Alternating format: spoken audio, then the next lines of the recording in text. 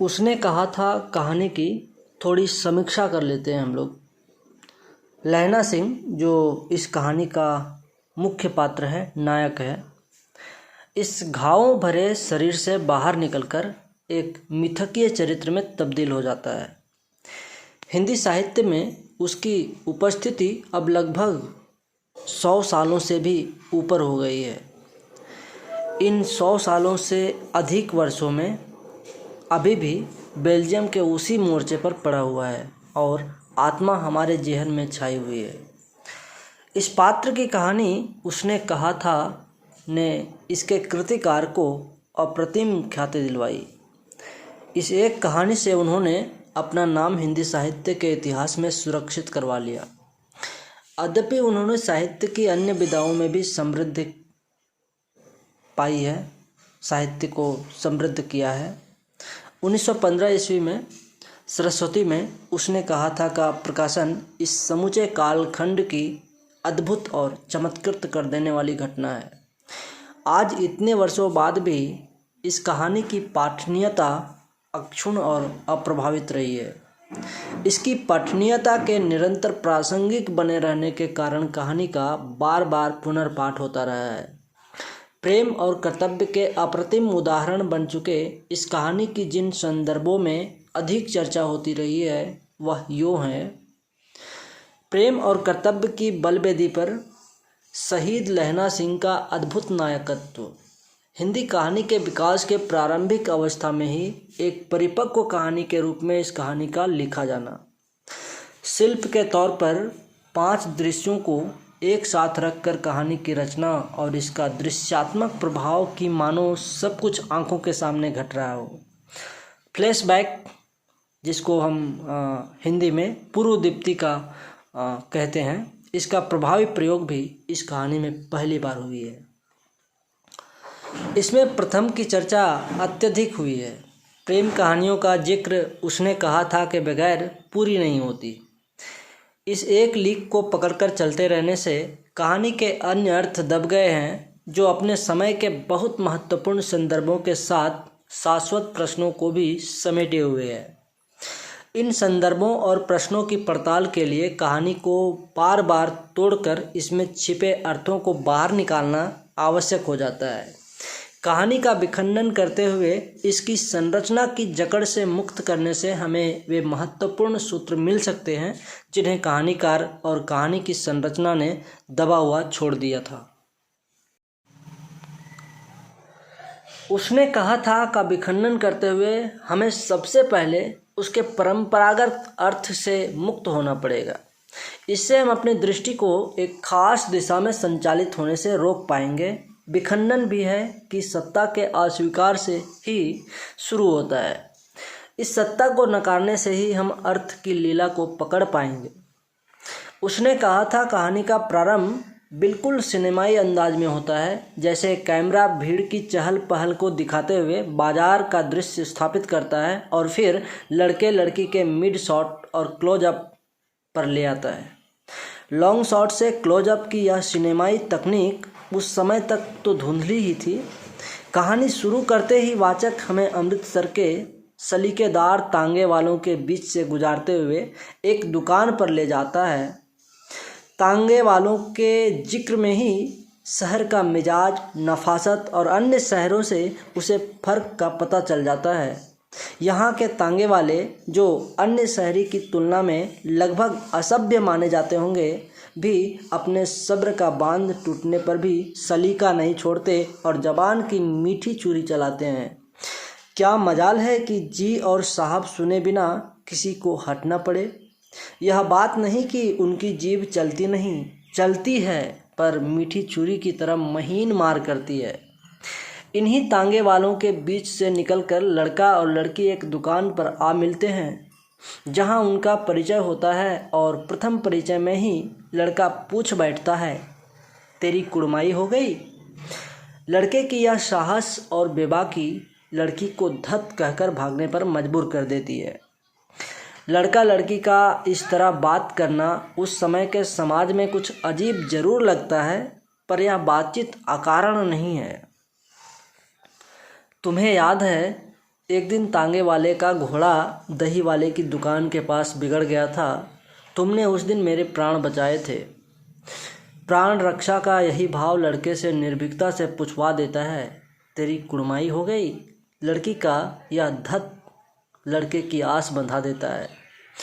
इस घटना के बाद भी दोनों लगातार मिलते रहते हैं। लड़के ने यह प्रश्न मजाक में कई बार पूछा और लड़की ने हर बार धत कहा, और एक दिन उसने जब हाँ कहा और रेशम के कढ़ा हुआ सालू दिखाया, उस दिन लड़के की हालत दर्शनीय हो गई। देखिए, रास्ते में एक लड़के को मोरी में धकेल दिया। एक छबड़ी वाले, जिसको हम खोमचा वाले कहेंगे, कि दिन भर की कमाई खोई। एक कुत्ते पर पत्थर मारा और एक गोभी वाले के ठेले में दूध उड़ेल दिया। सामने से नहाकर आती हुई किसी वैष्णवी से टकराकर अंधे की उपाधि पाई, तब कहीं घर पहुंचा। लड़के का यह विक्षिप्त व्यवहार उसकी हताशा का परिणाम है और उस अपराध बोध का भी जिसमें कभी वह लड़की से अपने बारे में नहीं पूछ पाया।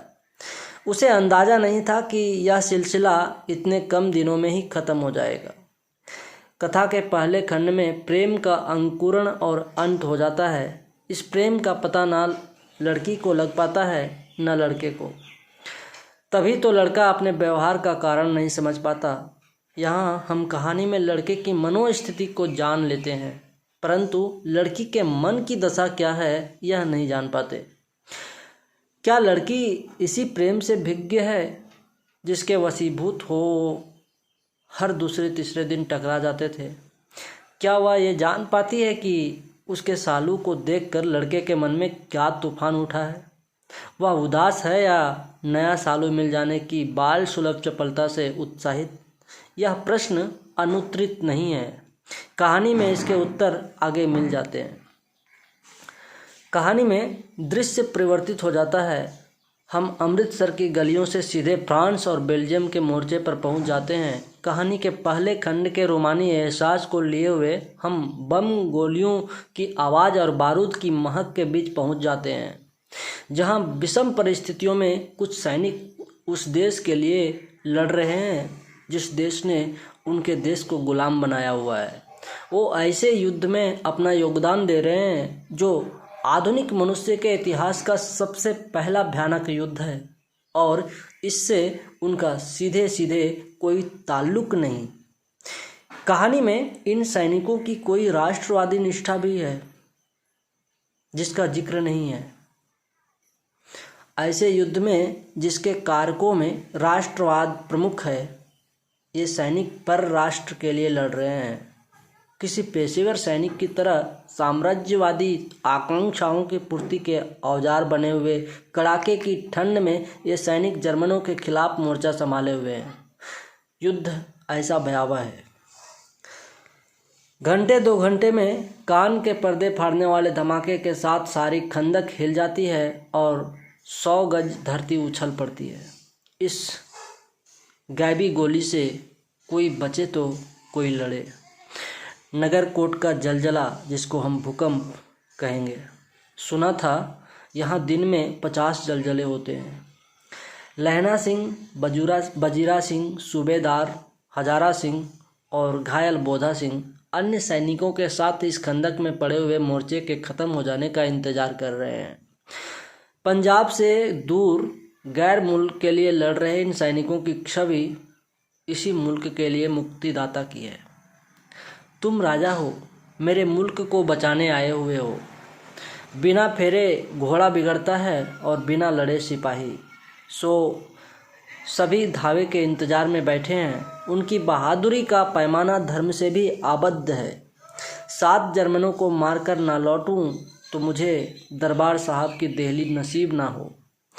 अपने बातचीत से वे युद्ध के माहौल को भी जीवंत बनाए रहने की कोशिश करते हैं, तो भिन्न देश के चाल चलन के साथ अपने व्यवहार से सामंजस्य बैठाने का प्रयास भी। देश देश की चाल है। मैं आज तक उसे समझा ना सका कि सिख तंबाकू नहीं पीता, वह सिगरेट देने में हठ करती है, होंठ से लगाना चाहती है और पीछे हटता हूँ तो समझती है कि राजा बुरा मान गया, अब मेरे मुल्क के लिए नहीं लड़ेगा। सिपाहियों के सम्मान में लड़ने का उनका जोश, प्राण रक्षा का मादा, विषम परिस्थितियों में माहौल बनाए रखने के लिए हंसी, गीत और परस्पर प्रेम का भान हो जाता है। विदेशी भूमि पर लड़ते हुए घर लौटने की इच्छा भी बलवती है, इसीलिए ये लड़ाई जल्द से जल्द ख़त्म कर देना चाहते हैं। प्रदेश में तो इन्हें मरना भी गंवारा नहीं। मेरा डर मत करो, मैं तो बुलेल की खड्ड के किनारे मरूंगा। भाई कीरत सिंह की गोद में मेरा सिर होगा और मेरे हाथ के लगाए हुए आम के पेड़ की छाया होगी।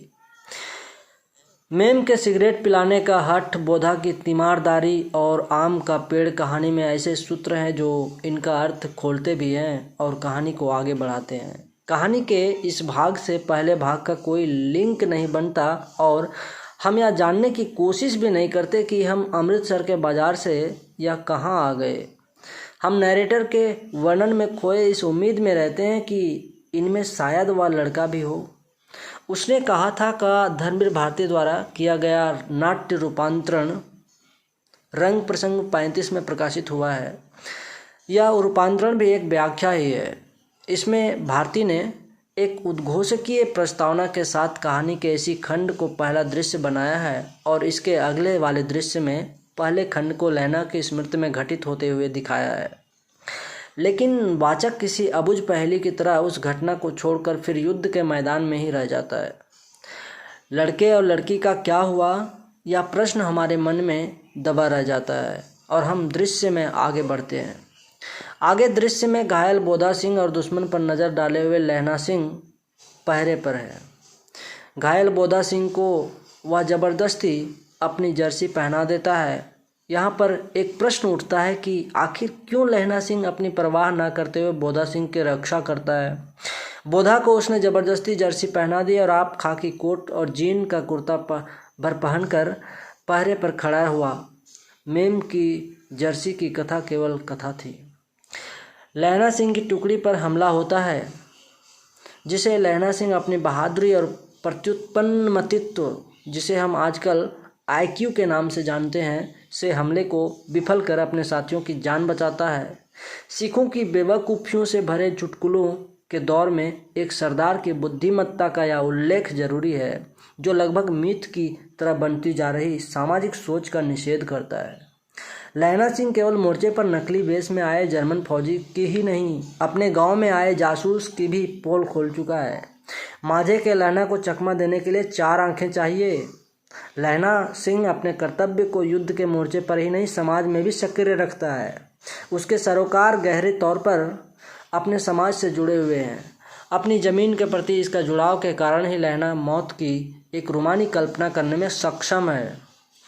आम के पेड़ यहाँ एक ऐसे समाज का प्रतीक बन जाता है जिसे उसने अपने लहू से संचित किया है, पर उसकी छाया उसे नसीब नहीं होती। जर्मन पलटन साहब का अपनी हेनरी मार्टिन से क्रियाकर्म लहना कर तो देता है, पर उसकी गोली से अपने जान को नहीं बचा पाता। लेफ्टिनेंट साहब के पीछे आई जर्मन की फौज 2 तरफा हमले में घिर जाती है। पीछे के सूबेदार हजारा सिंह के जवान आग बरसाते थे और सामने लैला सिंह के साथियों के संगीन चल रहे थे। युद्ध का यह वर्णन इतना सजीव है मानो वाचक युद्ध के मैदान से रिपोर्टिंग कर रहा है और सब कुछ हमारे आंखों के सामने आता है। मिड शॉट में परिवेश ही नहीं, दर्द और पीड़ा भी वाचक क्लोज अप्स के जरिए हमें दिखा देता है।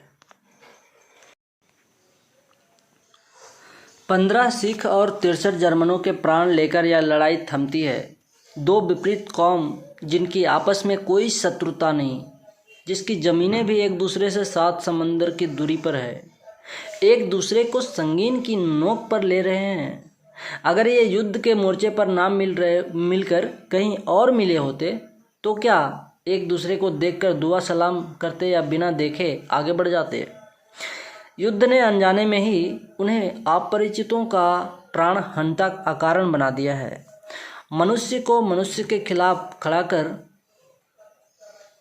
आधुनिकता की वस्तुपरकता भी युद्ध का कोई विकल्प नहीं प्रस्तुत कर सकी और उत्तर आधुनिकता के अंतवाद में भी युद्ध के अंत की कोई घोषणा नहीं है। युद्ध के इस अमानवीयता का दबा उल्लेख हम इस कहानी में आसानी से पा सकते हैं।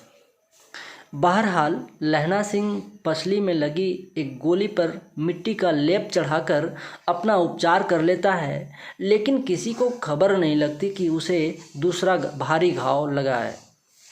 युद्ध का वर्णन करते करते वाचक प्रकृति का वर्णन करने लगता है। अंतरपाठ्यता का यह समावेश युद्ध से घायल हमारे कोमल मन की विश्रांति के लिए हो सकता है या मौत के समय की नीरव स्तब्धता के वर्णन के लिए। लड़ाई के समय चांद निकल आया था, ऐसा चांद जिसके प्रकाश से संस्कृत कवियों का दिया हुआ क्षय नाम सार्थक होता है, और हवा ऐसी चल रही थी जैसे कि बाण भट्ट की भाषा में दंती वीणोपदेशाचार्य कहलाती। लड़ाई के बाद राहत उपचार का कार्य शुरू होता है। सूबेदार लैना को गाड़ी पर जाने के लिए सूबेदारनी और बोधा की कसम देता है, पर लैना सिंह नहीं जाता और सूबेदार को भेज देता है, जिसकी कसम की रक्षा के लिए उसने इतना उपक्रम किया, उसी की कसम उसको दी जाती है। इस समय लैना की क्या स्थिति है, इसका वर्णन लिखित रूप में नहीं। लैना कहता है, सुनिए तो सूबेदारनी होरा को चिट्ठी लिखो तो मेरा मत्था टेकना लिख देना, और जब घर जाओ तो कह देना कि मुझसे जो उन्होंने कहा था वह मैंने कर दिया। लहना ने किस तरह अपनी समूची पीड़ा को एकत्रित कर उनको जज्ब करके ये बात कही होगी, इसका वर्णन निश्चिंत ही लिखित में नहीं हो सकता। सूबेदार के लाख पूछने के बाद भी सूबेदारनी ने क्या कहा था लहना नहीं बताता। पाठकीय उत्सुकता चरम पर है। यह अंत से पहले का क्लाइमैक्स है। शीर्षक का रहस्य अब खुलने लगता है। मृत्यु का समय समीप है और लहना सिंह की सारी बातें याद आ रही हैं। अमृतसर, लड़की, कुड़माई, धत्त, रेशम का शालू, उसका विक्षिप्त व्यवहार और क्रोध, लेकिन क्रोध का कारण अब भी उसे नहीं पता चल पाता। 77 राइफल्स में जमादार लैना सिंह लाम पर जाते वक्त सूबेदार के गांव जाता है। सूबेदारनी जहां उसे बुलवाती हैं, ये वही रेशमी बूटों वाली शालू पहने लड़की का बदला हुआ रूप है। एक साधारण स्त्री की तरह अपने पति और पुत्र की चिंता में ग्रस्त उनकी रक्षा का वचन वह लैना सिंह से लेती है। ये वचन वह लैना सिंह से ही ले सकती है। यहाँ पता लगता है कि प्रीति का जो भाव लैना सिंह के मन में पनपा था वो सूबेदारनी के मन में भी था, इसलिए वह लैना सिंह से अपनी पीड़ा को साझा करती है। जाहिर है उसने सूबेदार को बस यही बताया है कि वह लैना को जानती भर है। प्रथम विश्व युद्ध के समय भारत में ब्रिटिश शासन ने फौज भर्ती का अभियान चलाया था। पंजाब इससे सबसे ज़्यादा प्रभावित था। हजारों भारतीयों को नितांत अपरिचित भूमि पर मरने के लिए भेज दिया जाता था। सिद्धांत रूप में तो सैनिक भर्ती स्वैच्छिक थी, किंतु व्यवहार में यह लगभग जोर जबरदस्ती का रूप धारण कर लेती थी।